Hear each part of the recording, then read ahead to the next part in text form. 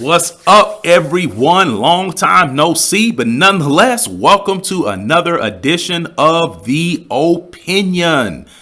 And today is a historic day in boxing. Not the type of history that boxing wants to be on, but a historic day nonetheless. So first, let's start off by saying that today, as of this recording, July 26, 2025, this is going to be top ranked boxing promotions, or Top Rank.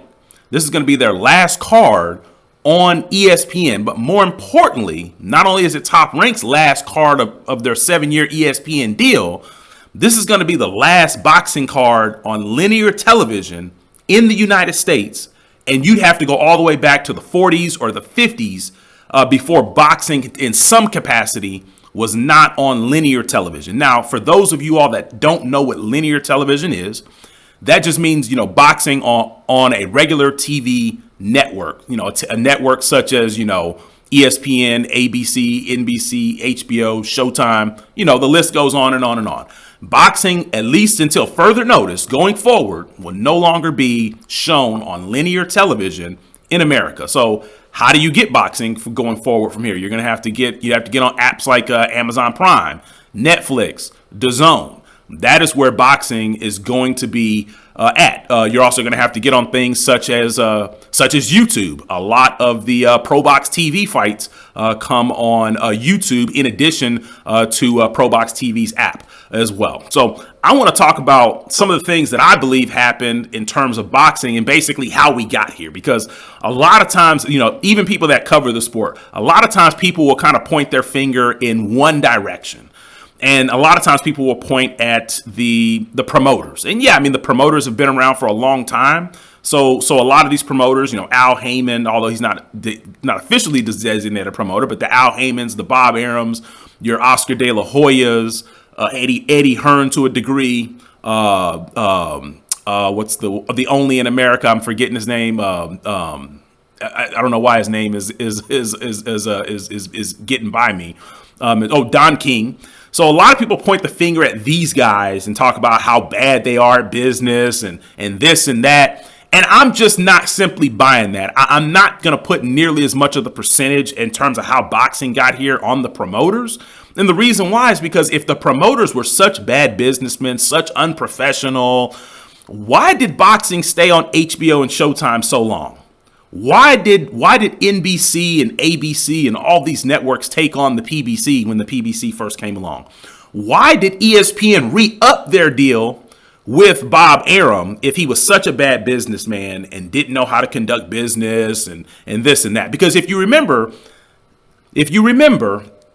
when Top Rank first went to ESPN, they left HBO in 2017, and then they went to ESPN they also went to ESPN in 2017. Had a few fights in 2017. Pacquiao versus Jeff Horn. I believe Terrence Crawford had a few fights on ESPN in 2017. And then ESPN and Top Rank came back to the negotiating table, and ESPN extended Top Rank for another 7 years, all the way to the point that we're at now, with the last card being, July 26, 2025, in a fight that's going to be headlined by Top Rank's Xander Zayas. So if Bob Arum was so bad at business, why did ESPN extend him another 7 years? If he was so bad, why didn't ESPN just cut the deal right then?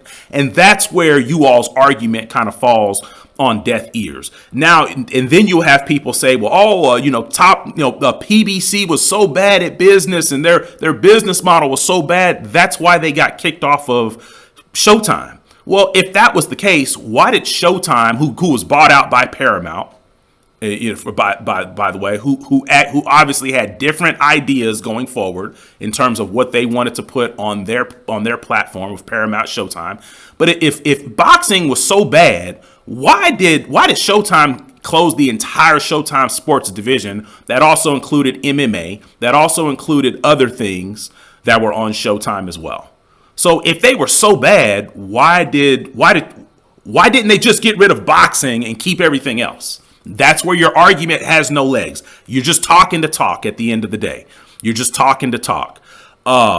So then people say, well, okay, boxing boxing or no, HBO got out of boxing. Well, if you go back and listen to Jim Lampley's interview, HBO at the time was taken over by AT&T, who AT&T owned, or actually AT&T was getting ready to. No, actually they did. AT&T bought Time Warner, who Time Warner owned HBO.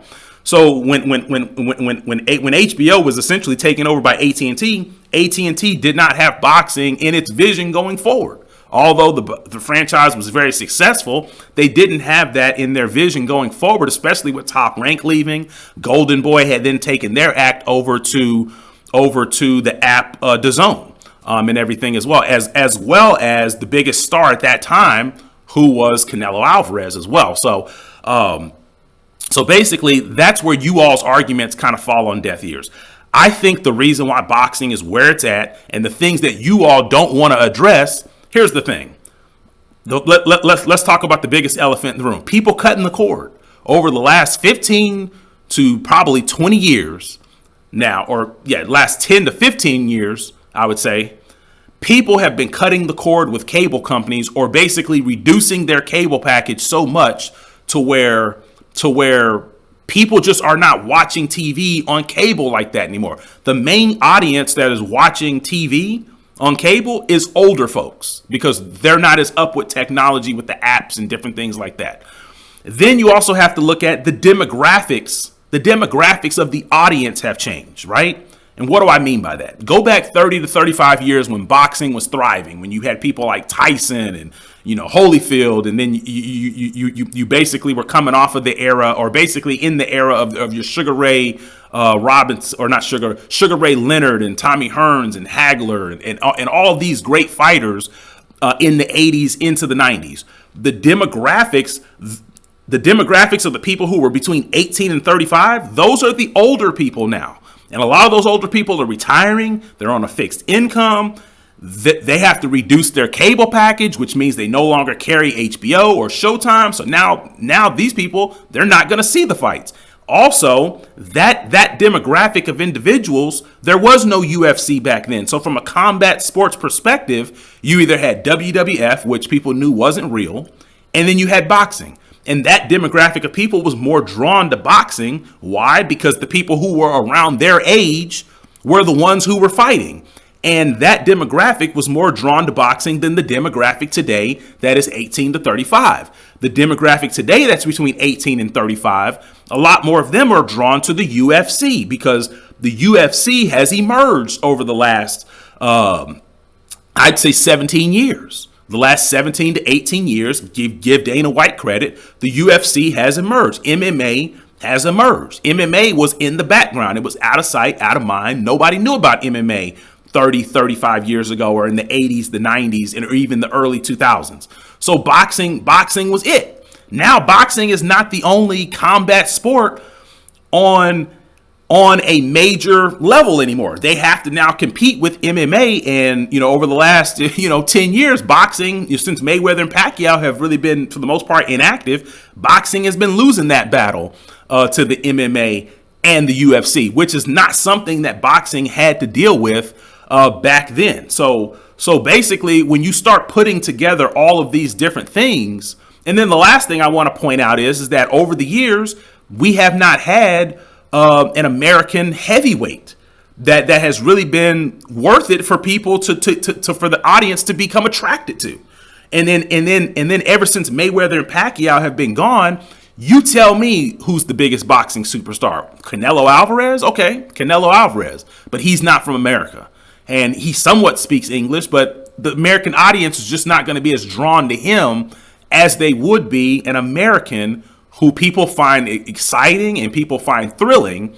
And all of these things play a factor into why boxing is no longer where it's at. I mean, ever since the Tyson and Holyfield there, let me go back to the heavyweight. The heavyweight division in America has been lacking. I mean, your best stars in terms of the people who dominated the sport since Tyson and Holyfield have pretty much been, out of the sport, or basically no longer fighting, because I know Holyfield still has some fights, here and there that nobody watches. But ever since Tyson and Holyfield have been past their prime and really no longer fighting, You had people like the Klitschko's dominate. You had Tyson Fury come along. You had Anthony Joshua come along for a little bit. All these people are from across the water. Americans just can't resonate with that. They just can't. They're not going to resonate with that the same way that people in those countries like the UK or the Ukraine are going to resonate with their fighters. And then on top of that, a lot of these boxers, they just don't know how to promote themselves. If I would say the biggest thing with boxing didn't change with the times. Boxing didn't catapult and get into the social media game to really further promote itself. And that comes down to the promoters and the fighters, because to me, the fighters have the engine. They have YouTube. They have social media, Instagram, Facebook, X. But a lot of these fighters, I don't feel like they really promote themselves. And in promoting yourself on social media, you're not promoting to the older crowd. You got to promote to the younger crowd. You have to let that younger crowd in to kind of let them see exactly who you are. Who are you outside of the ring? And that's what I feel like a lot of these boxers don't really do. I mean, you've got somebody like Terrence Crawford. He's only got 1.8 million followers on Instagram. That's pretty low for somebody of his stature.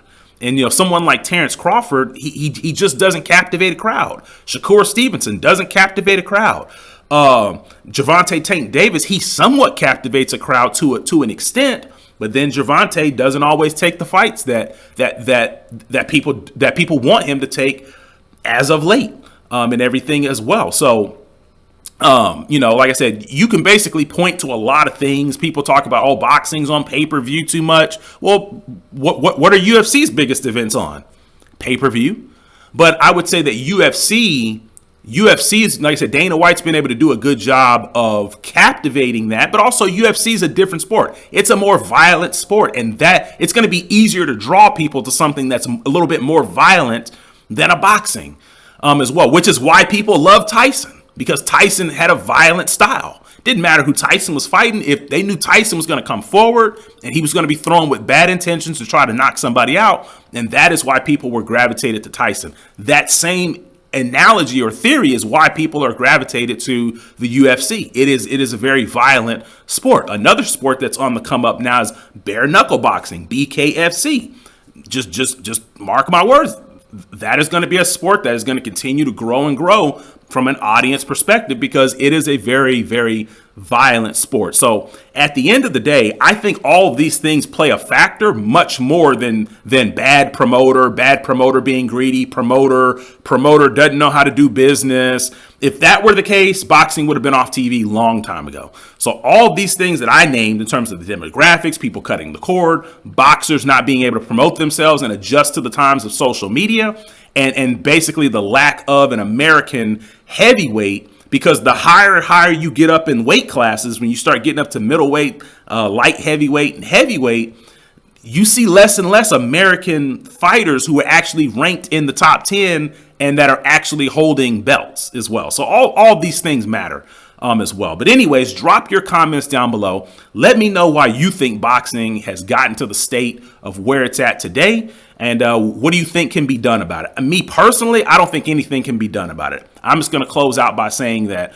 if boxing can just stay where it's at today, in terms of the fans that they do have that show up to the fights in person, because most arenas are still sold out, and the fans that they do have watching, if boxing can just stay right there, I think boxing's in a good place. But boxing's not going back to where it was in the 80s, 90s, and the early 2000s. I just don't believe that. But let me know your thoughts. And other than that, I'm out.